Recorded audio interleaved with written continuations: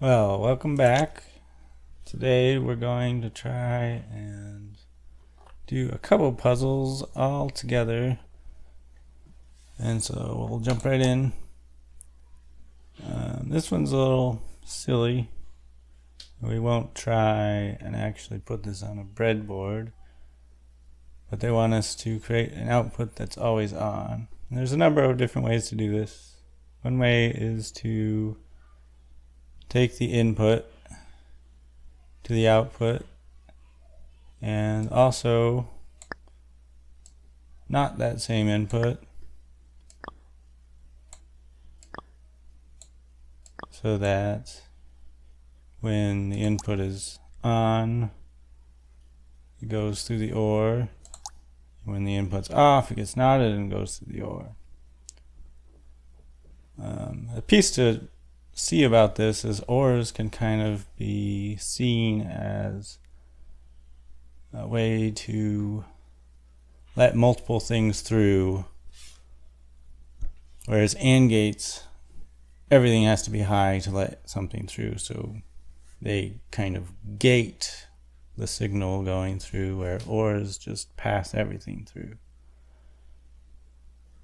You can also solve this without even using the input in the simulation, but that doesn't really translate directly to circuit boards, because it's going to depend on the actual chip logic you use.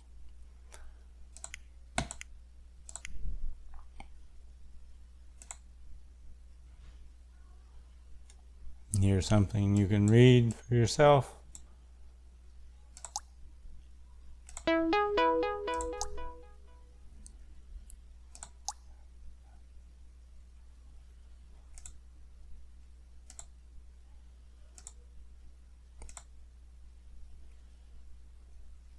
So here they're asking us to output true on the second column.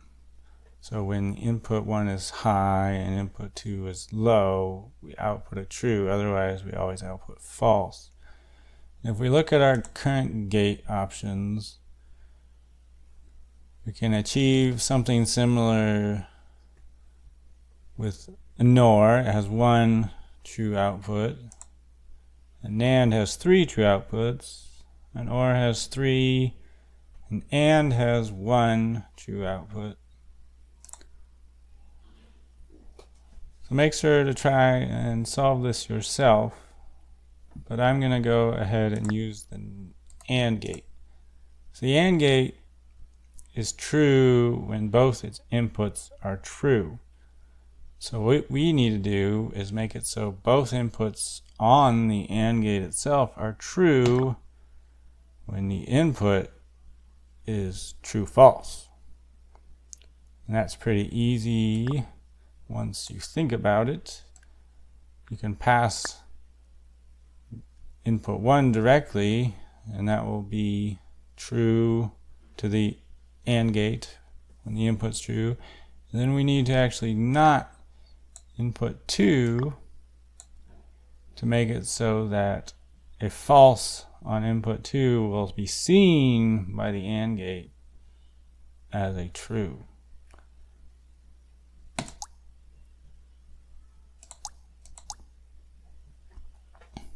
Now we can attach the output and try it. So we got all correct. And what we just did actually builds directly for this XOR.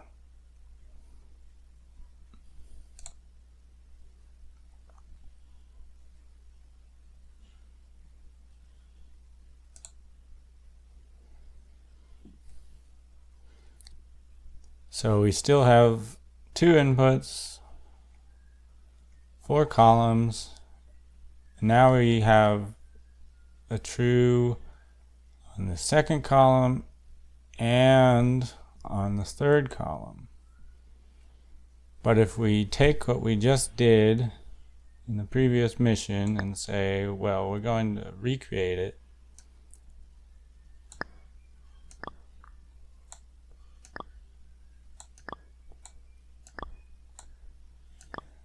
put it there, then we'll get everything we need except for this column. So we can actually just do it again. But instead, we try and get the true on this third column. So when the input 1 is false, we need to turn it into a true. And when input 2 is true, we just use it. But now we have a little bit of trouble. How do we get these two AND gates to then share their output to the output? Well, as I talked about before, the AND gate gates and the OR gate passes through one or the other. So if we use the OR gate, in this case, it lets the top true go through. In this case, it lets the bottom true go through. In the last case, there's no trues going to it, so it's a false.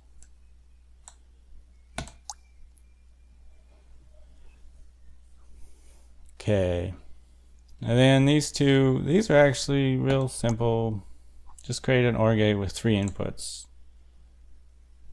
So make sure you try and do this yourself, but it's just expanding the OR to have another thing. So you just 2 of them, go to another OR, and you go to the output. And then we can hit this to run it all. And this bigger AND is exactly the same. Only when all 3 inputs are true do we output a true. So we can just do the same thing again. We put the first 2 to the first AND gate, put that AND gate to the second AND gate, as well as the third input. And you have a 3 input AND. Now the last one we're going to do for this video is the XNOR. So it's the inverse of an XOR gate, known as an XNOR. It's pretty simple how we've done it before. You can just do that. You can do a XOR and put a NOT on it, just like we did for the NAND to an AND.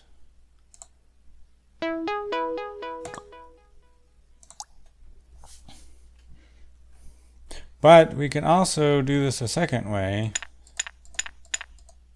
with the base chips. We have a true for false false, and if we look at our options,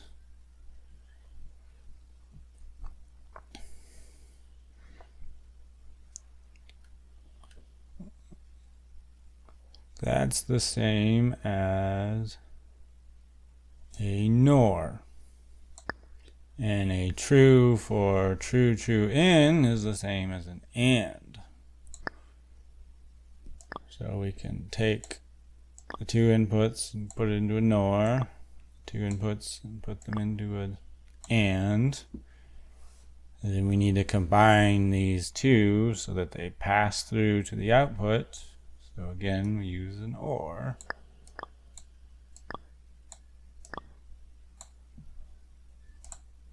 And we still get the correct answer.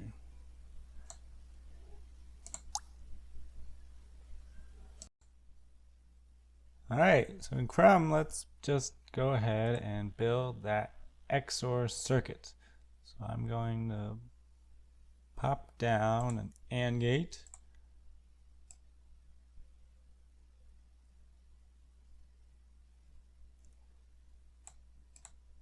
As well as a NOT.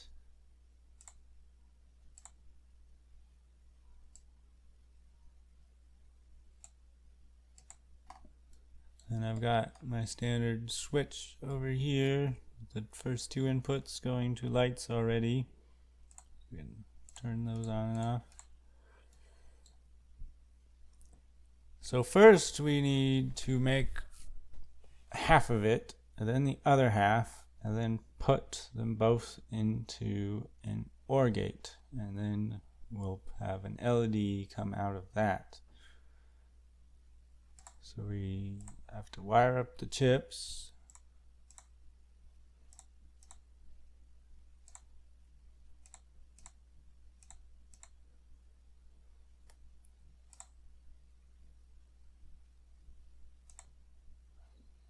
Then we'll take both the inputs and go to two different inverters.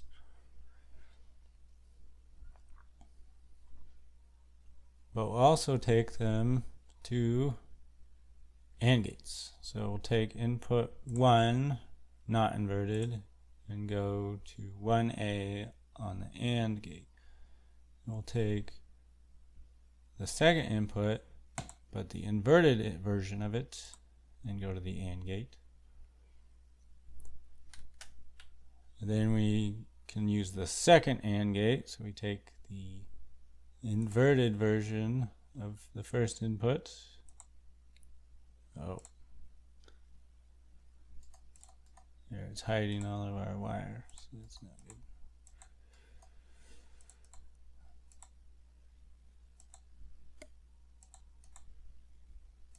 Select this one, delete it. Need to make it so we can see the wires. So I'll take the second, go up and over, go to the second AND gate. Then we'll take the second input and use it not inverted. So now our two values are on 1Y and 2Y. We just need to put those together into an OR gate.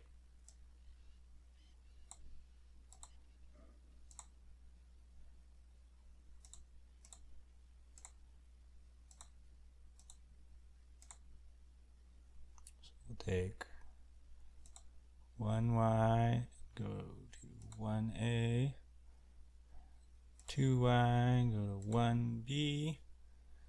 Now take the output of that OR gate,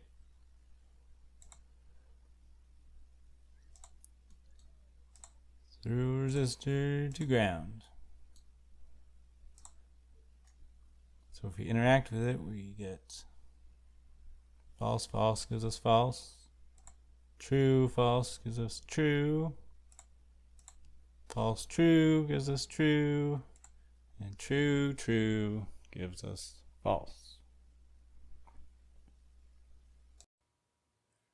Alright, so let's make the XOR for real. I've got my two inputs already wired up with two LEDs.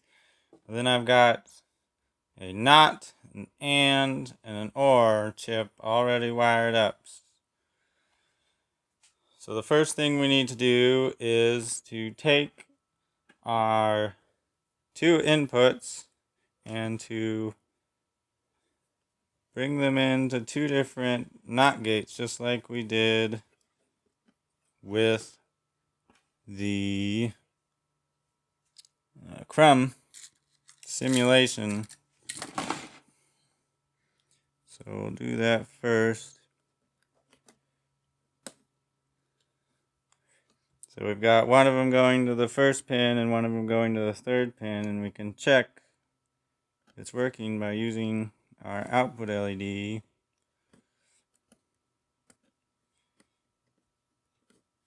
Yep.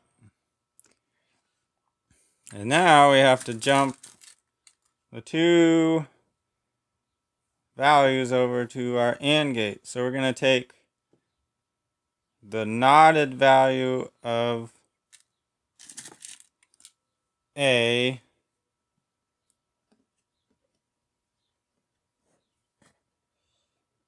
and the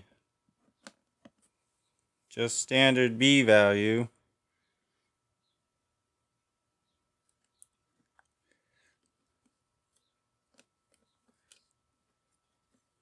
And that'll be one side of our XOR logic. Then we need to jump the standard value of A. Oh, not long enough.